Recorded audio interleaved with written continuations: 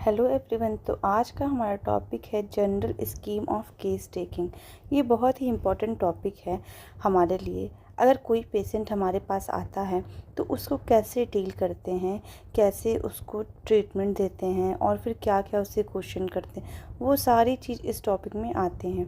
तो जो हम केस कोई भी हमारे पास आ रहा है, कोई पेशेंट आ रहा है, तो उसको कैसे डील करते हैं, पेशेंट का आना और उसके नॉर्मल कंडीशन तक होना, फिर उसको फॉलोअप पे बुलाना, इस समय जो भी चीज़ें हम पूछते हैं, जो उसको ट्रीटमेंट देते हैं, डायग्नोसिस कैसे करते हैं, वो सब हम इस टॉपिक में पढ़ेंगे कि हम कैसे करते हैं सारी चीज़ें। ये बहुत ही इम्पोर्टेंट टॉपिक है हमारे सर्जरी का और मेडिसिन का भी। सेम ऐसे ही केस टेकिंग हम करते हैं गायनी में भी और पीडिया एटसेट्रा में, बट थोड़े थोड़े डिफरेंस होते हैं यहाँ पे चीज़ों को लेकर। जैसे मैं बच्चों का पूछते हैं पीडियम, तो उसमें दूसरे क्वेश्चंस होते हैं। गायनी में हमारा मेन हमारा पीरियड हुआ और भी चीज़ें हुआ, हमारी प्रेगनेंसी, उससे डील करते हैं। तो हम यहाँ जो पढ़ रहे हैं वो सर्जरी के बेसिस पे पढ़ रहे हैं और हमारा मेडिसिन में भी ये काम आ सकता है। ठीक है, अब हम टॉपिक स्टार्ट करते हैं। तो जब केस चेकिंग होती है, यानी कोई पेशेंट आया उसको हम देखते हैं, तो उसके लिए ये इतनी जो हमारे पार्ट हैं, इतने पार्ट को हम पूछते हैं और इतनी चीज़ें हम अप्लाई करते हैं पेशेंट में। पेशेंट के आने से नॉर्मल कंडीशन तक उसको ले जाने के लिए, उसको ट्रीट करने के बीच में ये चीज़ें हम उससे पूछते हैं और ये सारी चीज़ें उसके ऊपर अप्लाई करते हैं। फिर हम उसको ट्रीटमेंट कंप्लीट होती है हमारी। तो पहले हम उसकी हिस्ट्री टेकिंग लेते हैं। कोई पेशेंट आया, उसको क्या प्रॉब्लम है, ये सब पूछते हैं, तो हमारा हिस्ट्री टेकिंग में आ जाता है। फिर उसकी फिजिकल एग्जामिनेशन करते हैं, फिर स्पेशल इन्वेस्टिगेशन करते हैं, फिर उसका क्लिनिकल डायग्नोसिस बनाते हैं, यानी क्या उसको बीमारी, फिर उसके साथ उसको ट्रीटमेंट देते हैं। फिर ट्रीटमेंट होने के बाद उसका प्रोग्रेशन देखते हैं, उसके पोस्ट ऑपरेटिव पीरियड का, फिर उसको फॉलोअप पर रख देते हैं। और जब हमें लगता है फॉलोअप के बाद कि वो ठीक हो चुका है, तो उसको टर्मिनेट कर देते हैं, टर्मिनेशन कर देते हैं, यानी अब पेशेंट ठीक हो चुका है। ठीक है, तो आज हम लेक्चर में हिस्ट्री टेकिंग पढ़ेंगे मेनली। ठीक है, तो हिस्ट्री टेकिंग क्या होता है और कैसे लेते हैं, इसके बारे में पढ़ते हैं। तो हिस्ट्री टेकिंग में हम पेशेंट से पूछते हैं उसके बारे में, कैसी बीमारी हुई, क्या हुआ, तुम्हारा मेन प्रॉब्लम क्या है, क्यों आए हो, ये सारे डिटेल इसमें लेते हैं।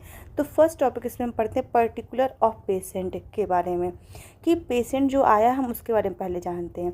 इसमें पेशेंट से हम मेनली उसका नेम पूछते हैं, फिर उसका एज पूछते हैं, उसका सेक्स यहाँ पे यूज़ पूछते हैं, और उसके बाद हम उसकी रिलीजन पूछते हैं यहाँ पे। ठीक है, ऑक्यूपेशन उसका पूछते हैं। ये टॉपिक जो होते हैं वो यहाँ पे हम सारे डील करते हैं। तो हम मेनली जो पेशेंट का नेम पूछते हैं वो इसलिए पूछते हैं क्योंकि अगर हम उसका नाम पूछेंगे और उसको उसके नाम से बुलाएंगे तो वो बहुत ही ज़्यादा बेनिफिशियल होगा साइकोलॉजिकली, क्योंकि पेशेंट इससे कनेक्टेड फील करेगा डॉक्टर से, और वो अपनापन समझेगा डॉक्टर में और उसको अच्छे से हिस्ट्री देगा। यानी जो भी चीज़ें हम उससे पूछेंगे पेशेंट से बीमारी से रिलेटेड, वो अच्छे से हमें देता है। ठीक है, इसीलिए हम उससे पेशेंट का नेम पूछते हैं, फिर उसका एज पूछते हैं। एज जो होता है उसमें ये होता है कि कई सारी बीमारी एज रिलेटेड होती है, जैसे कॉन्जेनाइटल एनोमलीज जो कि हमारे बर्थ से प्रेजेंट होता है, वो जैसे कि हमारे सैकरोकॉक्सियल टेराटोमा हुआ, क्लिफ्ट लिप हुआ, एटसेट्रा जो हुए, वो हमारा पता चल जाएगा। अगर कोई बीमारी है ऐसी वाली, तो यानी वो बचपन से प्रेजेंट थी, वो कॉन्जेनाइटल एनोमलीज थी। जैसे कि अगर किसी को परसिस्ट यूरेकस है या फिर ब्रैकियल सिस्ट है, ये ब्रैकियल फिस्टुला एटसेट्रा है, तो ये सब बीमारी जो होती हैं कॉन्जेनाइटल एनोमलीज है, बट ये लाइफ में बाद में होती हैं। तो इससे हमें एज इसीलिए पूछते हैं, जिससे हमें पता चले बीमारी बचपन से है, जन्मजात है कि बाद में आई है, और एज रिलेटेड कुछ प्रॉब्लम होती है तो हम ये पता लगा सकते हैं कि वो एज इतनी है इसलिए इसको ये बीमारी हुई। जैसे कि सार्कोमास जो है वो टीनेजर में ज़्यादा होता है। अपेंडिसाइटिस जो होता है गर्ल्स जो होती हैं 14 से 15 ईयर के बीच में, उनमें ज़्यादा ही कॉमन प्रेजेंट होता है। ठीक है, अब हम सेक्स लिखते हैं उसके बारे में, क्योंकि फीमेल जो होता है मोस्ट कॉमन जो फीमेल में सेक्स डिजीज़ है वो जैसे थायराइड रिलेटेड होता है, ओप्टोसिस होता है, मूवेबल किडनी होती है, और सिस्टाइटिस प्रेजेंट होता है मेनली। मेल में मोस्ट कॉमन जो कार्सिनोमा ऑफ स्टमक है, लंग है और किडनी है। अब जैसे कि हीमोफीलिया जो बीमारी है वो मेनली मेल में होता है। ठीक है, बट ये मेल में होता तभी है क्योंकि इसमें फीमेल ट्रांसमीटर होता है, यानी फीमेल में बीमारी नहीं होगी, मेल में ही बीमारी होगी, बट फीमेल इसको कैरियर की तरह होती है या फिर इसको ट्रांसमिट करने वाली होती है। ठीक है, दूसरा हम रिलीजन पूछते हैं। रिलीजन इसलिए पूछते हैं क्योंकि कई, जैसे कि हमारा मुस्लिम जो होते हैं और जोस जो होते हैं, उनके में सरकमसेजन कराया जाता है, जो कि कार्सिनोमा ऑफ पेनिस कराता है। यानी अगर किसी का मान लो कोई अगर मुस्लिम है तो उसमें ये ज़्यादा चांसेस है कि उसको कार्सिनोमा ऑफ पेनिस हो। हालांकि सर्कमसिजन का और भी बेनिफिट है, जैसे कि हमारा ये फीमोसिस कराता है, और सब प्रीपोसियल इन्फेक्शन जो होता है वो जो होता है, ये दोनों जो होते हैं ये नहीं होता है इसमें। सॉरी, मैंने बोल दिया था पहले कि ये जो होता है ये होता है, बट नहीं, ये दोनों इसमें नहीं प्रेजेंट होता है, नहीं होता है इनके बीच में। ये सर्कमसिजन का इनका बेनिफिट है, ठीक है। अब जो होता है हमारा नेक्स्ट जो है सोशल स्टेटस पूछते हैं। सोशल स्टेटस इसलिए पूछते हैं क्योंकि कई सारी बीमारी जो होती है वो सोशल, उनके किस क्लास से, किस हाई फाई क्लास से बिलोंग करते हैं उस पर डिपेंड करता है। जैसे अगर कोई हाई सोशल क्लास पे स्टेटस वाला आदमी है तो उसको उसके अंदर मोस्ट कॉमन एक्यूट अपेंडिसाइटिस होता है। लेकिन वहीं अगर लो सोशल स्टेटस वाला है तो उसके अंदर टीबी होता है। अब जैसे कि एग्जांपल और लीजिए, कोई हाई सोशल स्टेटस वाला आदमी है तो उसके पास बहुत सारा हमारा पैसा होगा, बहुत सारा। अगर उसके पास पैसा होगा तो वो कोई भी चीज़ बाई कर सकता है, यानी वो खाना भी बहुत सारा बाई कर सकता है, यानी उसके पास बहुत सारा फूड हो जाएगा। फूड ज़्यादा हो जाएगा तो उसको वो बहुत सारा इंटेक करेगा फूड का।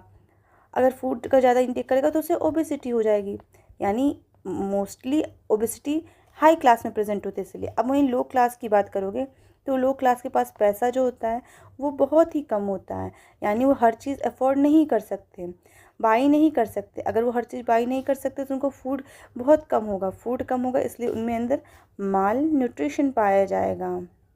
समझ गए? ये रहा एग्जाम्पल हमारा। अब नेक्स्ट आता है हमारा ऑक्यूपेशन, भी बहुत इंपॉर्टेंट होता है जानने के लिए, क्योंकि ऑक्यूपेशन पे भी डिपेंड करता है कौन सी बीमारी हो। जैसे कि हमारा बस कंडक्टर होते हैं, वो हमेशा जो होते हैं अक्सर वो स्टैंडिंग पोजीशन में होते हैं, स्टैंड करते रहते हैं बस कंडक्टर, इसलिए उनके में वेरिकोज वेन होना बहुत ही कॉमन है। अब जैसे हमारा वर्कर जो होते हैं अनिलीन डाई फैक्ट्रीज़ के, उनके अंदर मोस्ट कॉमन यूरिनरी ब्लैडर न्यूप्लाज्मा होता है, ठीक है। अब नेक्स्ट टॉपिक है हमारा रेसिडेंसी है। रेसिडेंसी भी इंपॉर्टेंट होता है जानना, क्योंकि जैसे कि हमारा कुछ चीज़ें जो होती है एक स्पेसिफिक जगह पे ही प्रेजेंट होती है। जैसे हमारा फाइलेरियासिस जो होता है वो ओडिशा में मोस्ट कॉमन है। लेप्रेसी जो होता है वो मोस्ट कॉमन बनकुरा वेस्ट बंगाल में है। Gall bladder disease most common West Bengal में और बांग्लादेश में है। पेप्टिक अल्सर मोस्ट कॉमन जो है वो हमारे north western southern part of India में है। और स्लीपिंग सिकनेस जैसे कि अफ्रीका में, ऐसे बहुत सारे डिजीज़ है जो कि स्पेसिफिक एरिया पे ही पाए जाते हैं, ठीक है। अब यानी हम अगर पर्टिकुलर ऑफ पेशेंट की बात करेंगे तो उसमें क्या क्या पूछते हैं, इसकी बात करते हैं। तो एक तो हम पहले उससे नेम पूछेंगे, फिर उसका जो है एज पूछेंगे, फिर उसका सेक्स पूछेंगे, उसके बाद उसका स्टेटस पूछेंगे, सोशल स्टेटस पूछेंगे। जो हमारा सोशल स्टेटस जो होता है, जो सोशल स्टेटस होता है वो हमारा कुप्पू-स्वामी जो स्केल है उसके हिसाब से हम जानने की कोशिश करते हैं, ठीक है। उसके बाद हम उसका ऑक्यूपेशन पूछेंगे और फिर वो कहाँ रहता है वो पूछेंगे उससे, ठीक है। इतनी चीज़ें हमें लिखनी होती हैं हमारे पर्टिकुलर ऑफ पेशेंट में, ठीक है। स्टेटस की स्पेलिंग ये थी, ठीक है। अब बात आती है हमारी चीफ कंप्लेन की। चीफ कंप्लेन जो होता है ये होता है कि आखिर पेशेंट को क्या हुआ था जिसकी वजह से उसको हॉस्पिटल आना पड़ा, ठीक है। मेन उसका प्रॉब्लम क्या था जिसलिए वो हॉस्पिटल में आया, तो इसको हम क्रोनोलॉजिकल ऑर्डर में लिखते हैं, ठीक है। हम पेशेंट से पूछते हैं कि व्हाट आर योर कंप्लेन। हम पेशेंट से पूछते हैं आपकी क्या शिकायत थी, ठीक है, क्या हुआ है आपको, ये पूछते हैं। और अगर पेशेंट से ये पूछे और वो डायरेक्ट नहीं बता रहा है कि उसको क्या प्रॉब्लम है, वो घुमा फिरा के बातें कर रहा है, तब हम उससे पूछेंगे व्हाट ब्रिंग यू हियर, यानी आपको क्या प्रॉब्लम थी जिसकी वजह से आपको यहाँ आना पड़ा, ठीक है। और फिर हम पूछते हैं कि how long you have been suffering from this complain, और ये हम इससे ये पूछते हैं कि आप कब से इस प्रॉब्लम से सफ़र कर रहे हैं, ठीक है, ये पूछते हैं, ठीक है। ये तो हमारा होगा कंप्लेन का। अब जैसे कोई पेशेंट आया है तो हम उससे पूछेंगे क्या प्रॉब्लम है, तो बताएगा कि उसको पेट में, स्टमक में पेन हो रहा है, ये वो प्रॉब्लम अपनी बताएगा। तो इसकी चीफ कंप्लेन क्यों आया, क्योंकि उसके स्टमक में भी पेन शुरू है इसलिए वो आ गया है, ठीक है। कब से हो रहा है ये पूछेंगे उससे, तो बताएगा कि 3-4 दिन से जो भी मुझे पेन हो रहा है, ठीक है। अब नेक्स्ट हम पूछते हैं उससे हिस्ट्री ऑफ प्रेजेंट इलनेस के बारे में। इसको HOPI भी बोलते हैं। इसमें हम डिटेल में हिस्ट्री लेते हैं, जिस चीफ कंप्लेन के साथ आया है उससे रिलेटेड सारी हिस्ट्री हम उससे लेते हैं, ठीक है। उससे पहले हम पूछते हैं कि ऑनसेट क्या था, कैसे वो स्टार्ट हुआ, ग्रेजुअल था या ग्रेजुअली था या फिर सडन था, ये पूछते हैं, ठीक है। उसके बाद हम उससे पूछते हैं कि ड्यूरेशन क्या था, कब से मतलब आपको ये हो रहा है, कितने टाइम से है। फिर प्रोग्रेशन पूछेंगे कि ये जो पेन है वो आपका अब यहाँ से रेडिएट होकर कहीं और जा रहा है कि यहीं पे पेन है, ये सारी डिटेल इससे यहाँ पे लेंगे। फिर एसोसिएटेड फीचर्स भी पूछेंगे कि इसके साथ आपको और क्या प्रॉब्लम है, कि वॉमिटिंग हो रही है कि नहीं, नोज़िया है कि नहीं, और इन्फ्लामेटरी रिएक्शन है कि नहीं, ये सारी चीज़ें इसमें पूछ लेंगे। तो और इसकी जो होता है क्रोनोलॉजिकल ऑर्डर में इसको भी लेते हैं। पहले हम ऑनसेट पूछेंगे, ठीक है, फिर ड्यूरेशन फीचर पूछेंगे, फिर प्रोग्रेस ऑफ डिजीज़ पूछेंगे, फिर एसोसिएटेड फीचर्स इसमें हम पूछते हैं। ये हुआ हमारा प्रेजेंट इलनेस के बारे में। जब हम लिखेंगे कि पेशेंट आया प्रेजेंट इलनेस पेन के साथ, ठीक है, स्टमक का उसको पेन हो रहा है, फिर इस पेन का पूरा डिटेल लिखेंगे कि ये कैसे स्टार्टिंग हुई, जो भी इसकी बारे में जो भी चीज़ होंगी डिटेल की, ये कौन से टाइप का पेन है, कब से स्टार्ट हुआ, ड्यूरेशन कब हुआ, और इसकी जो पेन है वो रेडिएटेड है कि नहीं, एक की जगह सिचुएटेड है कि नहीं, ये सारी डिटेल हम पेन का लिखेंगे। फिर उसके रिलेटेड ये सारी चीज़ें हम पूछना शुरू करेंगे। ये सब कुछ इसी में आएगा HOPI में। अब हम लेंगे पास्ट हिस्ट्री। पास्ट हिस्ट्री में इसके तो लेंगे कि इसको कोई डिजीज़ थी कि नहीं, फिर लेंगे कि इसको पहले से कोई ऑपरेशन हुआ है कि नहीं, ठीक है, और फिर कोई एक्सीडेंट हुआ है कि नहीं। अब इसकी प्रीवियस डिसीज़ में मेनली हमारा ये होता है कि उसको मेनली TB है हुआ है कि नहीं, डायबिटीज़ हुआ है कि नहीं, रूमेटिक हार्ट फीवर या रूमेटिक हार्ट डिजीज़ हुआ है कि नहीं, गोनोरिया है कि नहीं, अस्थमा, ब्लीडिंग टेंडेंसीज और डिप्थीरिया, इन सब के बारे में मेनली जानना चाहते हैं। नॉर्मली जो कोल्ड हुआ है उसके बारे में तो कोई नहीं ना जानना चाहेगा, क्योंकि तो कॉमन होने वाला है, कुछ जो कि रह जाएं और बाद में फिर ये डिजीज़ करें, इसलिए हम ये डिजीज़ वाला चीज़ पूछते हैं। फिर हम ऑपरेशन पूछते हैं, प्रीवियस ऑपरेशन क्या हुआ है, और टाइप मेनली पूछते हैं कि कौन सा ऑपरेशन और किस टाइप से हुआ, क्योंकि इससे हम पता लगा सकते हैं इसको बीमारी क्यों हुआ है, रीज़न क्या है, ठीक है। उसके बाद से हम एक्सीडेंट पूछते हैं, उस पेशेंट का एक्सीडेंट हुआ या नहीं, ये। अब नेक्स्ट टॉपिक हम ड्रग हिस्ट्री लेते हैं। ड्रग हिस्ट्री हम इसलिए लेते हैं क्योंकि पेशेंट को क्या ड्रग चल रहा है उसको हमें पता होना चाहिए, उस हिसाब से हम उसको मेडिसिन देंगे। ऐसा भी हो सकता है कोई एंटीबायोटिक उसको चल रहा है, एंटीबायोटिक उसको चल रहा है और वो एंटीबायोटिक जो है किसी चीज़ के लिए रेजिस्टेंट हो, तो हम वो दवा नहीं देना चाहेंगे, क्योंकि वो दवा फिर पता नहीं उसको काम करेगा या नहीं करेगा। या फिर हो सकता है वो पहले से स्टेरॉयड ले रहा है, इम्यून सिस्टम वीक हो, और तुम ड्रग ऐसा दे रहे हो कि जिससे इसकी इम्यून सिस्टम और ज़्यादा अफेक्ट हो, इसलिए हम उसको ड्रग हिस्ट्री में जानना चाहिए। ड्रग हिस्ट्री में मेनली हम उसको डायबिटीज़ के लिए ड्रग चल रहा है कि नहीं चला रहा है, टेंशन की कोई ड्रग चल रही है नहीं, या स्टेरॉयड ले रहा है वो, या फिर कोई और भी ड्रग ले रहा है, वो कौन सी ड्रग ले रहा है, एंटीबायोटिक क्या चल रहा है, ये सब जानने की कोशिश करते हैं। अब आता है हमारा history of allergy. Allergic history बहुत इंपॉर्टेंट है जानने की। मान लो कोई पेनिसिलिन जी से एलर्जिक है, तो अगर हम उसको पेनिसिलिन जी दे रहे हैं तो फिर एंटीबायोटिक उसको, तब तो फिर वो तो और बीमार पड़ जाएगा, उसके लिए तो सीवियर हो जाएगा, इसीलिए हमको जानना ज़रूरी होता है। अब आता है प्रेजेंट इलनेस।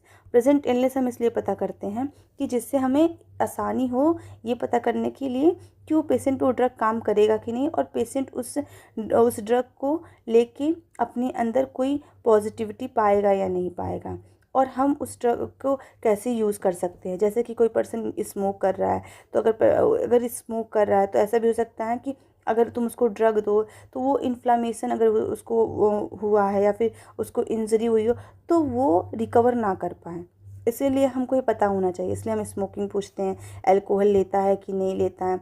अल्कोहल ले रहा है, लीवर में कोई प्रॉब्लम है तो हम मोस्टली जज कर सकते हैं कि इसको लीवर की प्रॉब्लम अल्कोहल की वजह से हुई है। डाइट क्या है उसकी, डाइट में मतलब वो नॉन वेज लेता है कि नहीं लेता है, वेज लेता है कि वो टाइम पे खाना खा रहा है कि नहीं, ये सब चीज़ें पता करने की कोशिश करते हैं। और स्पाइसी फूड खा रहा है कि नहीं खा रहा है, ये सब जानने की कोशिश करते हैं, क्योंकि स्पाइसी फूड खाएगा तो मोस्ट कॉमन चांस है कि उसको अल्सर ही हुआ हो, कि उसका तलाक हो गया है, डाइवोर्स हो गया है, जो भी हो, और उसका हस्बैंड है या नहीं, वाइफ है या नहीं, ये सब कुछ जानने की कोशिश करते हैं। अगर फीमेल है तो फिर हम उसका मेंस्ट्रुअल हिस्ट्री भी लेते हैं कि वो उसमें रेगुलरिटी है कि नहीं, मेंस्ट्रुअल हिस्ट्री में उसको पेन होता है या नहीं होता है, और उसका जो होता है कितने दिन का साइकिल है, और लास्ट मेंस्ट्रुअल पीरियड कब आया था उसका। फिर उसका हम अगर कोई पेशेंट जो कि मैरिड है या फिर मैरिड से नहीं, अगर उसकी प्रेग्नेंट है और फिर जो भी चीज़ें हैं, तो उसमें हम जानना चाहते हैं कि उसकी नंबर ऑफ़ प्रेगनेंसी कितनी है, मिसकैरेज करा हुआ है कि नहीं, अबॉर्शन हुआ है या नहीं हुआ है, और टाइप ऑफ डिलीवरी, अगर उसका बच्चा डिलीवर हुआ तो किस टाइप का हुआ है, और वजाइनल डिस्चार्ज कैसा होता है, ये जानने की कोशिश करते हैं। तो पर्सनल हिस्ट्री में ये टॉपिक्स आते हैं। उसके अलावा हमारा फैमिली हिस्ट्री आता है।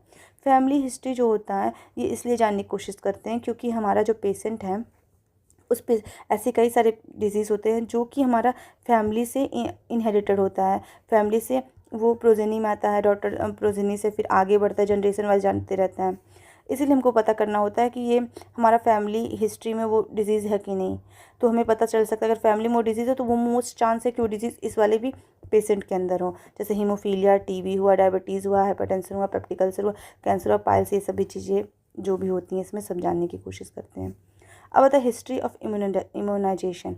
हिस्ट्री हम ये जानना चाहते हैं कि उसको टिटनेस की सुई लगी है या नहीं, डिप्थीरिया की लगी है कि नहीं, वुपिंग कफ की लगी है कि नहीं, और पोलियो की लगी है नहीं, स्मॉल पॉक्स की लगी नहीं, टीबी की लगी नहीं, ये सब चीज़ें इसमें जानने की कोशिश करते हैं। ठीक है, आज की टॉपिक यहीं ख़त्म होती है हमारी।